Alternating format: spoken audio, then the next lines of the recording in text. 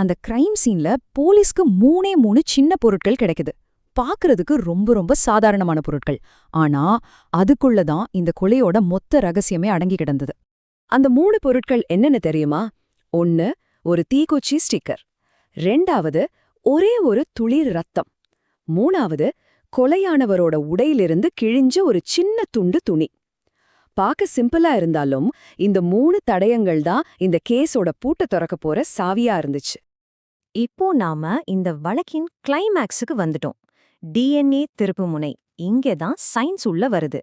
அறிவியல் எப்படி இந்த சிக்கலான மர்ம முடிச்ச அவிழ்த்ததுன்னு பாப்போமா? கிடைச்ச 3 தடயங்கள்ல அந்த ஒத்த சொட்டு ரத்தம் தான் கேம் சேஞ்சரா இருந்துச்சு. அதுதான் மிக முக்கியமான ஆதாரம். ஏன்னா அது கொலையாளியோட நேரடி அடையாளமா இருக்க வாய்ப்பிருக்கு இல்லையா? ஆனா இங்க ஒரு சின்ன பிரச்சனை. அந்த ரத்தம் கொலையானவரோடது இல்ல. அப்போ அது யாருடையது? ஒருவேளை அது கொலையாளியோடதா இருக்கலாம். போலீஸ் சந்தேகப்பட்ட நபரோ ஏற்கனவே பல குற்றப்பின்னணி கொண்ட ஒரு பேர் போன குற்றவாளி. சோ இது அவன்தான் செஞ்சான்னு உறுதியா சொல்ல முடியல. இந்த ஒரு சொட்டு ரத்தம் அவனை காப்பாத்த போகுதா இல்ல காட்டி கொடுக்க போகுதா? அதுக்கு பதில் லேப்ல இருந்து தான் வரணும். போலீஸ் டீம் காத்திருக்கு. ஒவ்வொரு நிமிஷமும் டென்ஷனா போகுது. கடைசியா லேப்ல இருந்து அந்த ஃபோன் கால் வருது. அந்த பக்கம் இருந்து சொன்ன ஒரு வரி, டிஎன்ஏ ரிசல்ட் வந்துருச்சு. அந்த அதிகாரி சொன்ன வார்த்தைகளிதான், எங்களுக்கு டிஎன்ஏ கிடைத்து விட்டது. அந்த ஒரு வரி போதும். Case closed. சம்பவ இடத்துல கிடைச்ச ரத்தத்தோட டிஎன்ஏவும் போலீஸ் சந்தேகப்பட்ட நபரோட டிஎன்ஏவும் 100க்கு 100 மேட்ச் ஆயிடுச்சு. இது ஒரு நேரடி பொருத்தம். இனிமே அவன் மறுக்கவோ தப்பிக்கவோ துளி கூட வழியே இல்ல. அறிவியல் தன்னோட தீர்ப்பை ரொம்ப தெளிவா சொல்லிருச்சு. சரி, வழக்குக்கு ஒரு தீர்வு கிடைச்சாச்சு. இதுக்கப்புறம் என்ன நடந்ததுன்னு பாப்போம். திருப்திகரமான தண்டனை.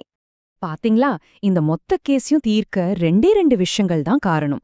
ஒன்னு அந்த அதிகாரியோட கூர்மையான கவனிப்புத் திறன், இன்னொன்னு தடயவியல் அறிவியலோட உறுதியான ஆதாரம். ஒரு மனுஷனோட அனுபவமும் உள்ளுணர்வும் டெக்னாலஜியும் ஒன்னா சேரும்போது எவ்ளோ பெரிய சிக்கலான வழக்கையும் தீர்க்க முடியும் என்பதற்கு இது ஒரு செம்ம உதாரணம். செய்த குற்றத்துக்காக அந்த குற்றவாளிக்கு ஆயுள் தண்டனை கொடுக்கப்பட்டது. நீதி நிலைநாட்டப்பட்டது. இந்த கேஸ விசாரிச்ச அதிகாரி இது தன் கெரியர்லயே விசாரிச்ச மிக திருப்திகரமான வழக்குகள்ல ஒண்ணுன்னு சொல்றாங்க. உண்மைதானே? இவ்ளோ சிக்கலான ஒரு வழக்குக்கு தீர்வு கண்டுபிடிக்கிற அந்த நிறைவு வேற எதுலயும் கிடைக்காது. இறுதியா இந்த முழு சம்பவமும் நமக்கு ஒரு முக்கியமான கேள்வியை விட்டுட்டு போகுது. இன்னைக்கு நம்மகிட்ட எவ்வளவுதான் ஹைடெக் தடவியல் கருவிகள், சாஃப்ட்வேர்னு டெக்னாலஜி வளர்ந்திருந்தாலும் ஒரு அனுபவமுள்ள மனிதனோட சாதாரண கவனிப்பு திறனுக்கு, அந்த கூர்மையான பார்வைக்கு ஈடு இணை ஏதாவது இருக்க முடியுமா? இத பத்தி நீங்க என்ன நினைக்கிறீங்க?